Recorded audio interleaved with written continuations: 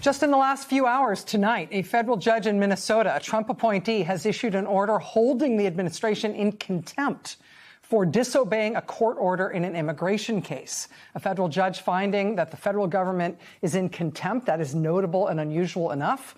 But this is the second time the Trump administration has been found in contempt in the space of a week. Just a few days ago, another federal judge in Minnesota held a DOJ prosecutor in contempt in a different immigration case. She actually ordered the prosecutor to pay a $500 daily fine until the Justice Department started complying with her orders in that case, which they finally did the next day. That sort of thing has a way of getting their attention.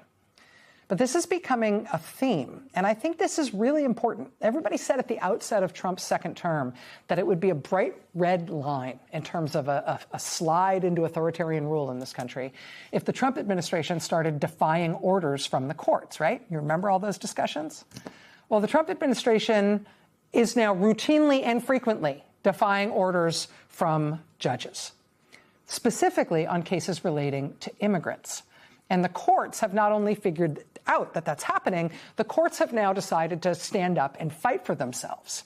We've seen the chief judge in Minnesota compile a list of nearly 100 violations of court orders in immigration cases just in that state. In New Jersey, the Trump Justice Department was just forced to apologize in court for violating more than 50 orders from federal judges in immigration cases. They were essentially pleading to not be held in contempt in that state as well.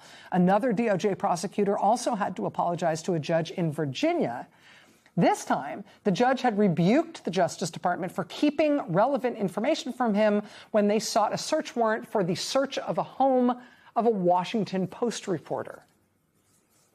In another case in West Virginia, before a judge named Joseph Goodwin last week, this is a case where masked ICE agents arrested a man and jailed him without a bond hearing. Judge Goodwin wrote this. He wrote, quote, "Antiseptic judicial rhetoric cannot do justice to what is happening. Across the interior of the United States, agents of the federal government, masked, anonymous, armed with military weapons, operating from unmarked vehicles, acting without warrants of any kind, are seizing persons for civil immigration violations and imprisoning them without any semblance of due process.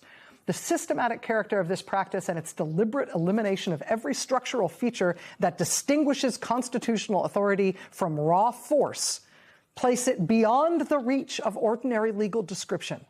It is an assault on the constitutional order."